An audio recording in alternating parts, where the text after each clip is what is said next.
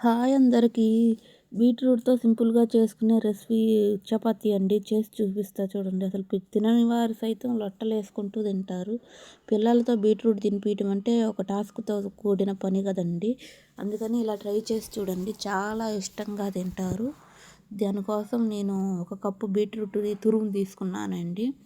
మిక్సీకి వేసుకొని పేస్ట్ అయినా తీసుకోవచ్చు. కానీ నేను తురుముకున్నానండి. 2 కప్పులు గోధుమ పిండి తీసుకున్నాను. 2 కప్పులు గోధుమ పిండి తగినంత సాల్ట్ వేసుకొని అది మొత్తం మిక్స్ అయ్యే వరకు కలుపుకోవాలండి.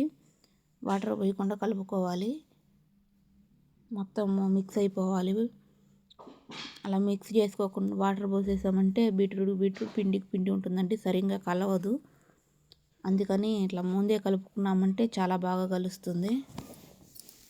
అందుకే ఇలా కలుపుకుంటున్నాను. అది బాగా కలిసాక వాటర్ పోసుకుందామండి.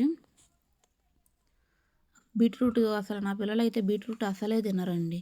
బీట్రూట్ ఏది చేసినా అది అలానే పడేయాల్సి వస్తుంది, కానీ బీట్రూట్ అంటూ తినరు. వారి కోసం ఇలా చేసి పెడుతుంటాను నేను.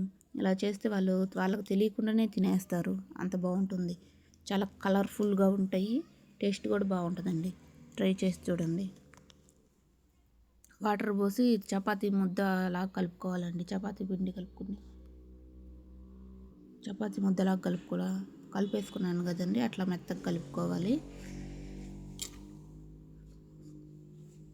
అట్లా మెత్తగా రావాలి. అలా కలుపుకున్న దాన్ని ఒక గంట పాటు వదిలేద్దాం. బాగా నానుతుంది కదా, పక్కన పెట్టేసుకోవాలి. ఒక గంట పాటు మెత్తగా వస్తుంది చపాతీ.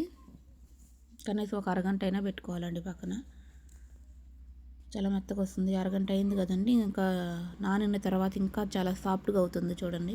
అలా నానిన పిండిని ఉండల్లాగా చుట్టుకున్నామండి. చపాతీ ఉండలాగా చుట్టుకొని ఇప్పుడు చపాతీలు రుద్దుకున్నట్టే కొంచెం పిండి చల్లుకొని రుద్దుకుంటున్నాను చూడండి, రౌండ్గా వచ్చేలాగా.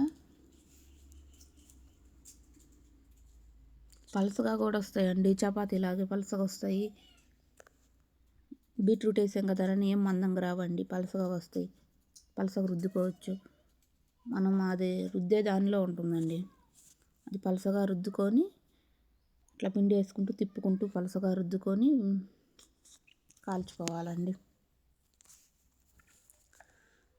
కొంచెం స్మూత్గా రుద్దుకోవాలండి. మరి చపాతీకి రుద్దినట్టు గట్టిగా రుద్దితే కాదు కదా, కొంచెం స్మూత్గా రుద్దుకోవాలి.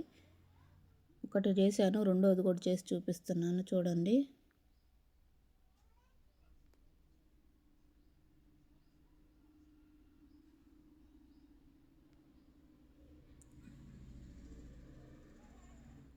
అట్లా స్మూత్గా రుద్దుకుంటూ ఉండాలి.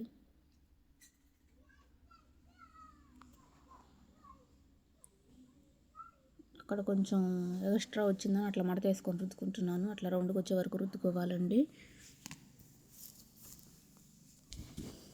చాలా బాగుంటుందండి. ఆ కలర్ చూసే టెంప్ట్ అయిపోయి తింటారండి. కలర్ కూడా బాగా చూడటానికి బాగా అందంగా ఉంటుంది కదా, అందుకే చాలా బాగా తింటారు. నేను నా పిల్లలు అయితే బీట్రూట్ తినరని ఇలా ట్రై చేసి ఇస్తుంటాను. పెనం పెట్టుకొని పెనం మీద కాల్చుకుంటున్నానండి. వేసుకున్నాను. బాగా ఎర్రగా అయ్యే వరకు కాల్చుకోవాలి.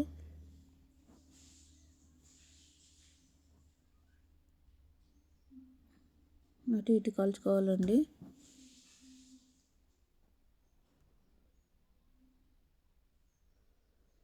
ఆయిల్ వేసుకొని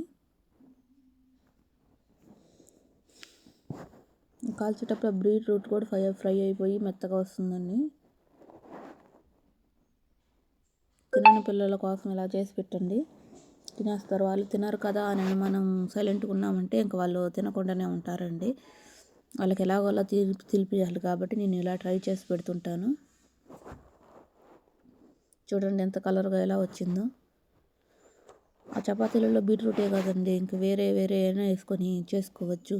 పాలకూరతో చేసుకోవచ్చు. మిగతా రెసిపీలు అవి కూడా చేసి చూపిస్తాను. అలా కూడా చేసుకోవచ్చు. చూడండి అలా తిప్పుతా కాల్చుకోవాలి. ఎప్పుడైనా రెండు వైపులు తిప్పుతా కాలుస్తూ ఉంటే చాలా బాగా కాలుతుంది. ఒకవైపే బాగా కాలాక రెండో వైపు తిప్పామంటే అట్లా బాగా కాలదు, గట్టిగా అయిపోయింది చపాతీ. రెండు వైపులు తిప్పుతూ కాల్చుకోవాలి.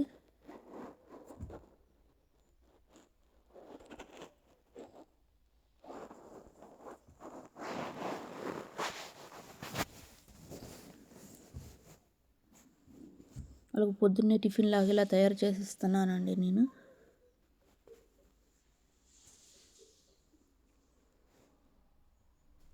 ఇది ఆయిల్లో బాగా ఫ్రై అవ్వాలి. మామూలు చపాతీ కంటే కొంచెం టైం పడుతుందండి ఇది కాలటానికి.